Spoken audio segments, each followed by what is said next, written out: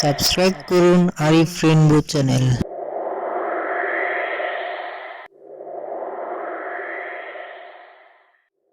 আল্লাহ তাআলা কোরআনের জায়গায় জায়গায় কাযালিকা নাকুসু আলাইকা মিন আমবাইর রুসুলি মা নুসাব্বিতু বিহি ফুয়াদাক।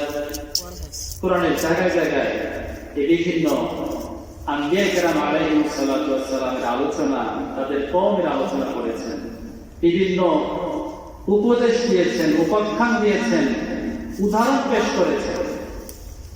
এগুলো আল্লাহ রাব্বুল আলামিন কেন দিয়েছেন? ওই ঘটনা দেখে মানুষ যেন শিক্ষা অর্জন করে, উপদেশ গ্রহণ করে। মানুষের একটা স্বভাব হচ্ছে ওয়াজ নসিহত যতক্ষণ পর্যন্ত হোক না কেন একাধারে সব জিনিস মানুষের মনে থাকে না, কিন্তু ওয়াজের মাঝখানে গুরুত্বপূর্ণ কোনো ঘটনা, কোন সত্য কাহিনী যদি মানুষের সামনে কোরআনের ঘটনায় উল্লেখ করা হয়, আলোচনা করা হয়, এটা মানুষের অন্তরে জাগ্রত থাকে এবং এর থেকে মানুষ শিক্ষা গ্রহণ করে। সেজন্য আমি আজকে আপনাদের সামনে একজন নবীর আলোচনা করব।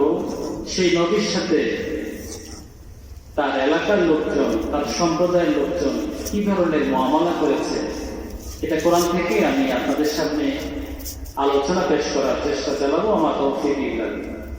আমি আপনাদের সামনে সূরা আরাফের 65 নম্বর আয়াত, সেখান থেকে 70 পর্যন্ত তিলাওয়াত করেছি। এই সূরা আরাফের মধ্যে আল্লাহ রাব্বুল আলামিন যে নবীর আলোচনা করেছেন, সেই নবীর নাম হচ্ছে হযরত হুদ আলাইহিস সালাম। কি নাম বলেন? হযরত হুদ আলাইহিস সালাম। এই হুদ আলাইহিস সালামকে আল্লাহ তাআলা প্রেরণ করিয়েছিলেন তৎকালীন যে জাতি ছিল পৃথিবীতে, তাদের নাম হচ্ছে কওমে আদ জাতি। আদ জাতি সম্পর্কে আল্লাহ তাআলা বলতেছেন, আল্লাতী লাম ইউখলাক মিসলুহা ফিল বিলাদ। আদ জাতি এত শক্তিশালী, এত ক্ষমতাধর, বাহ্যিক শক্তি, সামর্থ্য, চেহারা, সুরত, অর্থবিত্ত, সম্পদ সবকিছুতে আল্লাহ রাব্বুল আলামিন এই আদ জাতিকে এত শক্তিশালী করেছিলেন, এত নিয়ামত আল্লাহ রাব্বুল আলামিন তাদেরকে দিয়েছিলেন। লাম ইউখলাক মিসলুহা ফিল বিলাদ। তৎকালীন যুগে এবং কিয়ামত পর্যন্ত এত শক্তিশালী, এত ক্ষমতাধর জাতি তখনও সৃষ্টি হয়নি, কিয়ামতেও সৃষ্টি আল্লাহ তাআলা করবেন না। তাফসীর কুরতুবী থেকে আমি বলছি, হযরত আব্দুল্লাহ ইবনে আব্বাস রাদিয়াল্লাহু তাআলা বলছেন, আদ জাতি একটা মানুষের দৈর্ঘ্য কতটুকু ছিল? কানা আতওয়ালুহুম মিয়াতু যিরাইন। আদ জাতির মধ্যে তার সবচেয়ে লম্বা যে মানুষটা ছিল, এই লম্বা মানুষের উচ্চতা ছিল 100 হাত। কত হাত? আপনি আমার বডির উচ্চতা কতটুকু? 3.5 হাত। এতটুকু। আদ জাতির মধ্যে সবচেয়ে লম্বা মানুষের উচ্চতা ছিল 100 হাত, আর সবচেয়ে খাটো যে মানুষটা ছিল, ওয়াকানা আকসারুহুম 60 যিরাআন। তাদের মধ্যে সবচেয়ে খাটো যে মানুষটা ছিল, এই খাটো মানুষের উচ্চতা ছিল 60 হাত। 60 হাত হলো খাটো মানুষের উচ্চতা। এখন 100 হাত লম্বা কিংবা 60 হাত লম্বা যে মানুষটা, এই মানুষের বডিটা কি আমাদের মতো বডি হতে হবে? তাদের মাথাটা কেমন ছিল? ওয়াকানা রাসু আহাদিহিম কামাসালি কুব্বাতিন আযীমাতিন। আদ জাতির মধ্যে যে সমস্ত মানুষগুলো ছিল, তাদের এক একজন মানুষের তাদের যে মাথাটা ছিল, সেই মাথাটা বিরাট একটা গম্বুজের মতো। মসজিদের গম্বুজ আছে না? এই মসজিদে তো আছে আমার। বিশাল একটা গম্বুজ সদৃশ ছিল তাদের একটা মাথা। এরকম বিশাল আকৃতির এক জাতি আল্লাহ তাআলা দুনিয়াতে সৃষ্টি করেছিলেন। শক্তি কেমন ছিল, লা ইয়াবলা শাবাবুহু, তাদেরকে আল্লাহ তাআলা যে যৌবন দান করেছেন, শরীরের মধ্যে শক্তি, এই শক্তি কখনো ক্ষয় হয় না, সব সময় শক্তিশালী তারা। যত মায়ের পিট করে তাদের শক্তি ক্ষয় হয় না, তাদের দাঁত নড়ে না, তাদের বয়স বাড়লেও তাদের তেমন কোন শারীরিক ভাবে তারা দুর্বল হয় না। এবং আল্লাহ রাব্বুল আলামিন তাদেরকে এমন নিপুণ কারিগরি বিদ্যা দান করেছিলেন যে তৎকালীন যুগে তারা বড় বড় পাহাড় খোদাই করে, নকশা করে, অত্যন্ত কারুকার্য খচিত ডিজাইন করা নকশাকৃত বিশাল বড় বড় অট্টালিকা, ঘরবাড়ি তারা তৈরি করত। প্রতিযোগিতায় তারা লিপ্ত হইত যে কার ঘরটা কতটুকু সুন্দর, তোমার ঘরটার চাইতে আমার ঘরটা ডিজাইনে নকশায় কতটুকু সুন্দর। এই প্রতিযোগিতায় তারা যেন যেন যত্রতত্র পাহাড় খোদাই করে নকশা করা এরকম ঘর নির্মাণ করত। তানহিতুনা মিনাল জিবালি বুয়ুতান ফারিহিন, তারা পাহাড় খোদাই করে, ডিজাইন করে, নকশা করে, প্রয়োজনে অপ্রয়োজনে পয়সা খরচ করে তারা এরকম বিল্ডিং নির্মাণ করত।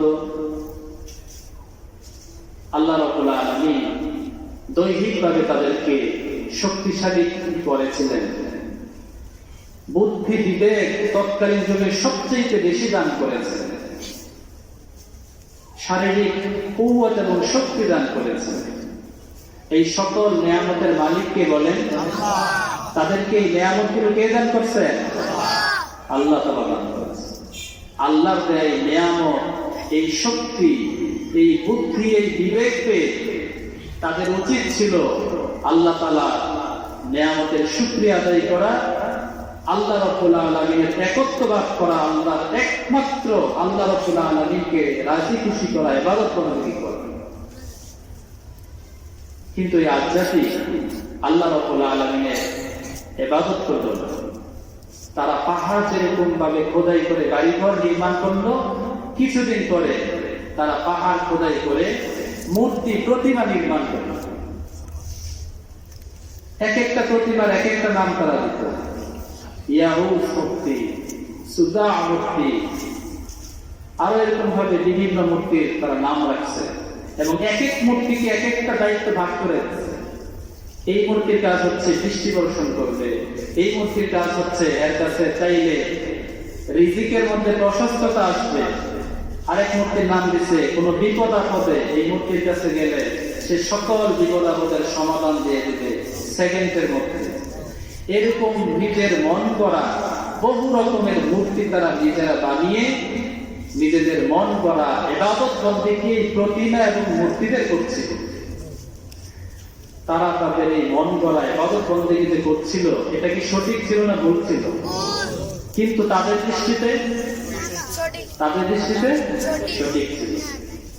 দুনিয়ার মধ্যেও এখনকার যুগ থেকে নিয়ে কিয়ামত পর্যন্ত অনেক মানুষ এরকম থাকবে যারা নিজেদের জ্ঞান, বুদ্ধি, বিবেক দিয়ে অনেক এমন ভালো ভালো কাজ করবে, সে মনে করবে আমি একটা ভালো কাজ করতেছি, কিন্তু আসলে ভালো না। প্রকৃত ভালো কোনটা হবে? যেটা আল্লাহ তাআলা আদেশ করেছেন, নবী আলাইহিস সালাতু ওয়াস সালামের অনুমোদন আছে, সুন্নাত দ্বারা সমর্থিত, এটাই প্রকৃতপক্ষে ভালো কাজ। এর বিপরীতে ভালো কাজ যত সুন্দর হোক না কেন, কোরআন এবং হাদিসের বাইরে যদি যায় সেটা ভালো কাজ হবে না, সওয়াবের পরিবর্তে গুনাহ হবে। আল্লাহ রাব্বুল আলামিন আজ জাতিকে সতর্ক করার জন্য, তাদের এই ভুলগুলো সংশোধন করার জন্য, তাদেরকে ইসলাহ করার জন্য আল্লাহ রাব্বুল আলামিন তাদেরই পুত্র থেকে, তাদেরই এলাকা থেকে হযরত হুদ আলাইহিস সালাতু ওয়াস সালামকে যাচাই বাছাই করে প্রেরণ করলেন। তাদেরই এলাকায় হযরত হুদ আলাইহিস সালাম, তিনি এসে তাদেরকে বললেন, قال يا قوم اعبدوا الله ما لكم من إله غيره। হে আমার এলাকার মানুষেরা, হে আমার স্বজাতির ভাইরা, তোমরা একই কাজ করছো, আল্লাহ তাআলা তোমাদেরকে এত নিয়ামত দান করলেন, শারীরিকভাবে শক্তি দান করলেন, এত বুদ্ধি বিবেক জ্ঞান তোমাদেরকে দান করলেন, এগুলোর বিনিময়ে তোমরা এখন পাথরের পূজা করা শুরু করছো। না না না, পাথরের পূজা করা যাবে না, প্রতিমার পূজা করা যাবে না। ইয়া কাওমি ইবুদুল্লাহ মা লাকুম মিন ইলাহিন গায়রু, হে আমার এলাকার লোকজন, তোমরা এক আল্লাহর ইবাদত করো, আল্লাহ ছাড়া তোমাদের কোনো ইলাহ নাই, আল্লাহ ছাড়া তোমাদের কোনো উপাস্য নাই, মাবুদ নাই।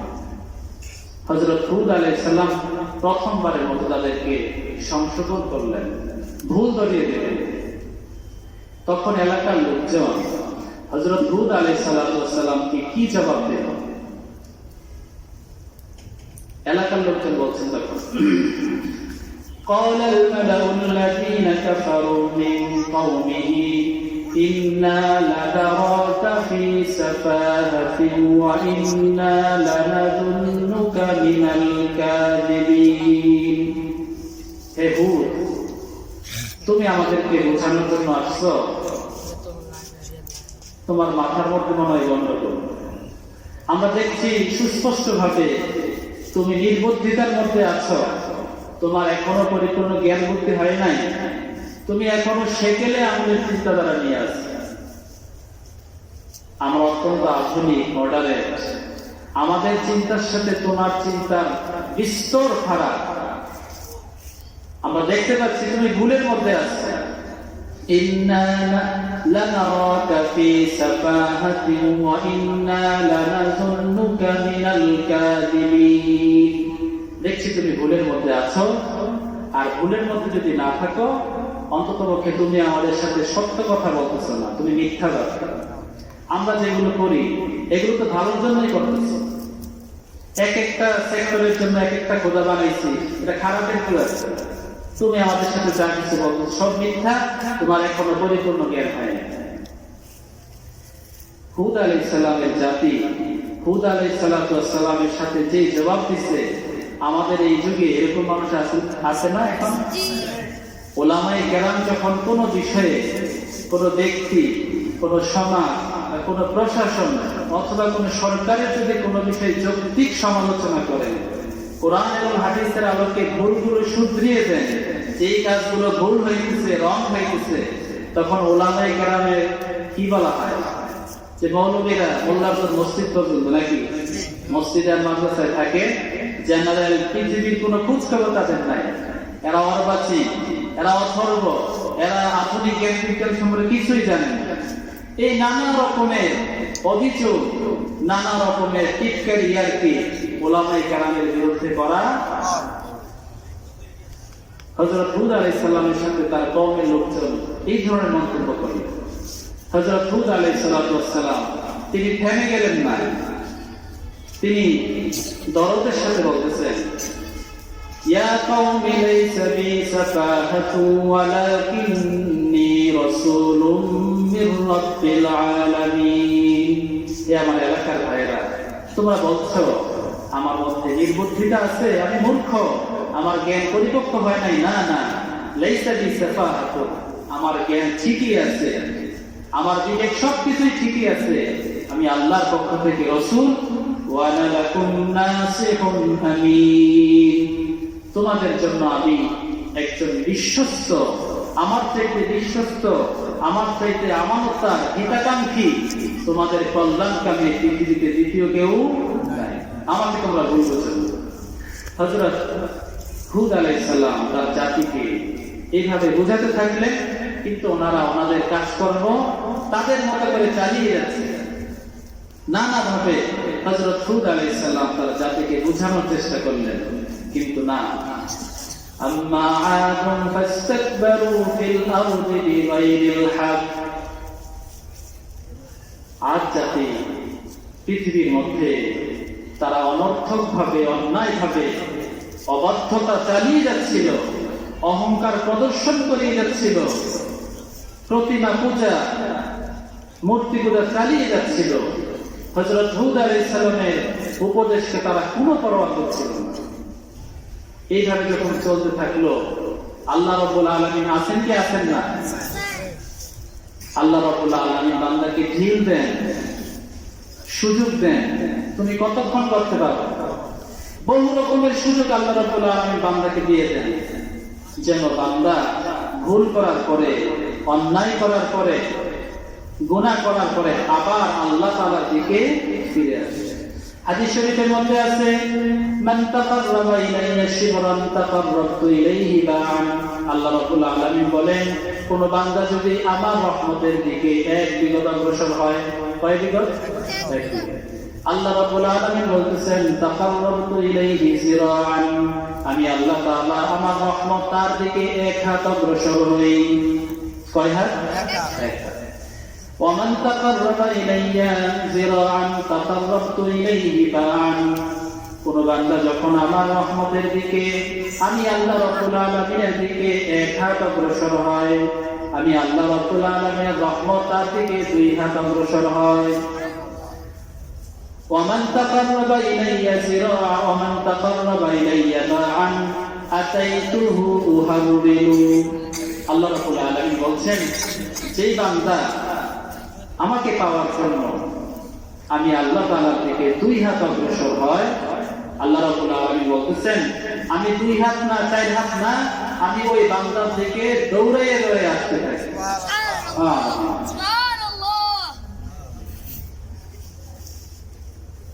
হযরত হুদ আলাইহিস সালাম তার জাতিকে বারবার সতর্ক করলেন। সতর্ক করার পরও তারা যখন সতর্ক হলো না, আল্লাহ রাব্বুল আলামিন শাস্তি স্বরূপ তাদের আকাশে বৃষ্টি বর্ষণ বন্ধ করে দিলেন।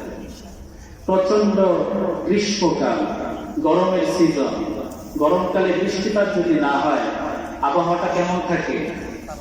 জনমনে অস্থিরতা, কোনো বাতাস নাই, বৃষ্টি নাই। আজ জাতির অবাধ্যতার কারণে আল্লাহ তাআলা শাস্তি স্বরূপ বৃষ্টি বর্ষণ করে দিলেন। কিন্তু এই বৃষ্টি বর্ষণটাও তারা ভালো চোখে দেখলো না। তারা বলতেছে, এমনি বৃষ্টি বর্ষণ বন্ধ হয়ে গেছে, কিছুদিন পরে আবার ঠিক হয়ে যাবে। এইভাবে 1 বছর পর্যন্ত বৃষ্টি নাজিল বন্ধ হয়ে গেছে, তারা ঠিক হইল না। তারা তাদের অবাধ্যতার মধ্যে, কুফরির মধ্যে, মূর্তি পূজা, প্রতিমা পূজার মধ্যে নিমজ্জিতই থাকে। শেষ পর্যন্ত যখন তাদের সীমা অতিক্রম যখন তারা করে ফেলল, আল্লাহ রাব্বুল আলামিন তাদেরকে ধরলেন। কিভাবে ধরলেন? فَلَمَّا رَأَوْهُ عَارِضًا مُسْتَقْبِلَ أَوْدِيَتِهِمْ قَالُوا هَذَا عَارِضٌ مُسْتَقْبِلُنَا। হঠাৎ একদিন দেখা গেল তাদের আকাশের মধ্যে কিছু মেঘের খণ্ড, একটু বৃষ্টির আগে যে বাতাস প্রবাহিত হয়, তাদের এলাকার মধ্যে এরকম বাতাস প্রবাহিত হতে লাগলো।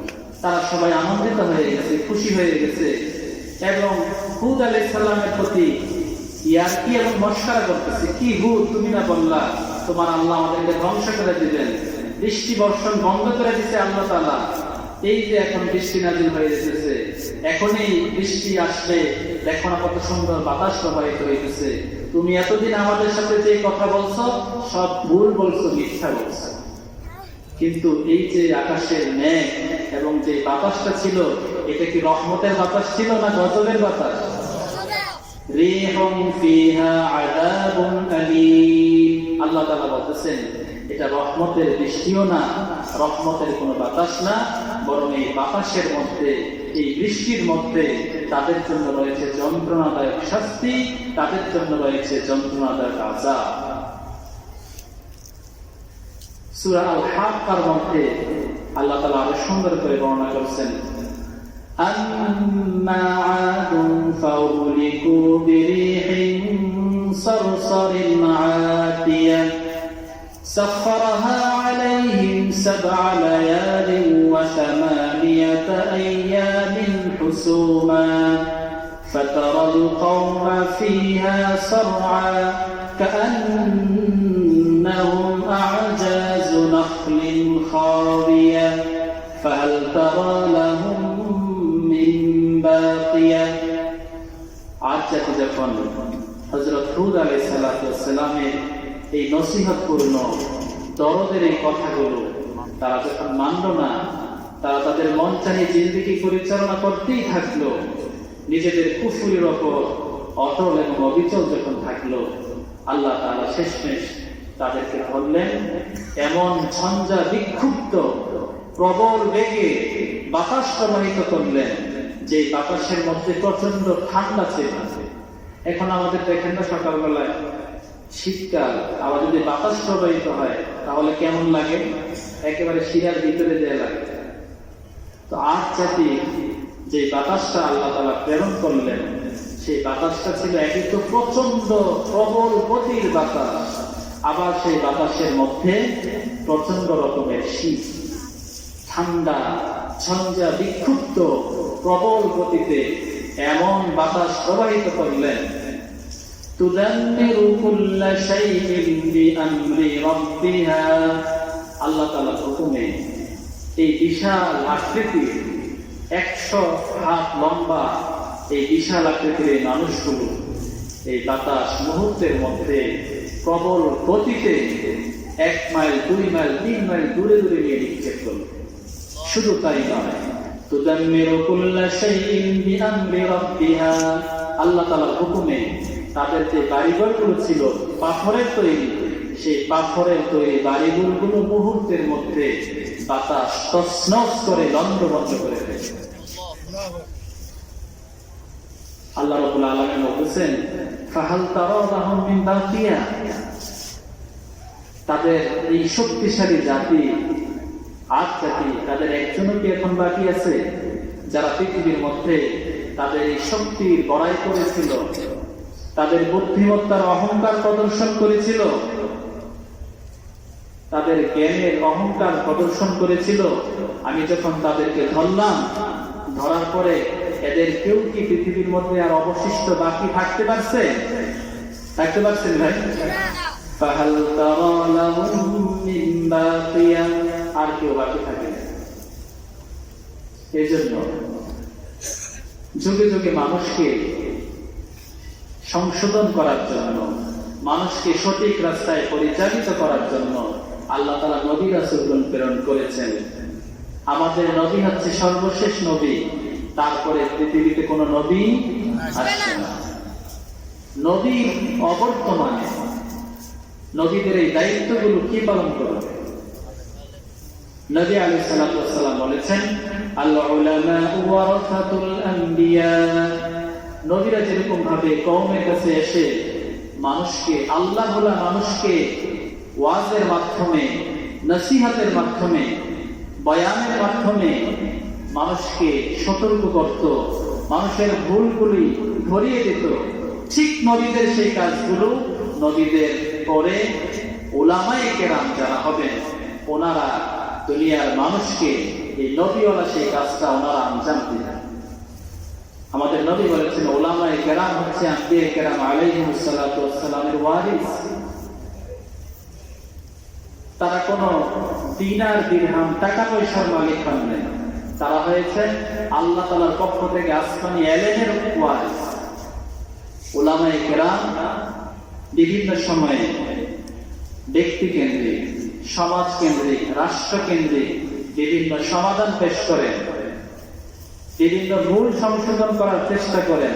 কোরআন এবং হাদিসের আলোকে ওনারা যে বিষয়ের আলোকে সংশোধন করার চেষ্টা করেন, যে এলেমের মাধ্যমে, এটা কোনো জাগতিক এলেম না, এটা হচ্ছে স্বয়ং আসমানি এলেম, আল্লাহ তাআলার পক্ষ থেকে প্রদত্ত এলেম। সেই এলেমের বলে, সেই এলেমের শক্তিতে উলামায়ে কেরাম মানুষকে সংশোধন করার চেষ্টা করেন। এজন্য যেই সমাজের মধ্যে উলামায়ে কেরাম বেশি থাকেন, সেই সমাজের মধ্যে আল্লাহ তাআলা রহমত এবং বরকত বেশি থাকে। আলহামদুলিল্লাহ। উলামায়ে কেরাম তৈরি কোথায় হয়? স্কুলে, কলেজে না মাদ্রাসার মধ্যে? উলামায়ে কেরামের প্রাথমিক স্টেজ হচ্ছে সে হাফেজ হবে, তারপরে কিতাব লাইনে পড়ে সে আস্তে আস্তে মাদ্রাসায় পড়ে তাওরাত পাঠ করবে, ইফতা পড়বে, মুফাসসির হবে, এভাবে ধাপে ধাপে সে অগ্রসর হবে। আলহামদুলিল্লাহ আমাদের গ্রামের মধ্যে ছেলেদের মাদ্রাসা, মেয়েদের মাদ্রাসা এখন হয়ে গেছে। আগে যেটা অনেক কষ্ট করে দূরে যাওয়া লাগতো, সেই দূরের কাজটা আলহামদুলিল্লাহ আমাদের এই এলাকার মধ্যে, নাইকামতার মধ্যে চালু হয়ে গেছে। আপনারা এই নিয়ামতের কদর করবেন। নাইকামতা নুরানি হাফিজিয়া মাদ্রাসার যিনি প্রতিষ্ঠাতা হযরত মাওলানা হাফেজ ইরশাদুর রহমান সাহেব, হুজুর জীবিত থাকতে আমাকে খুব মহব্বত করতেন।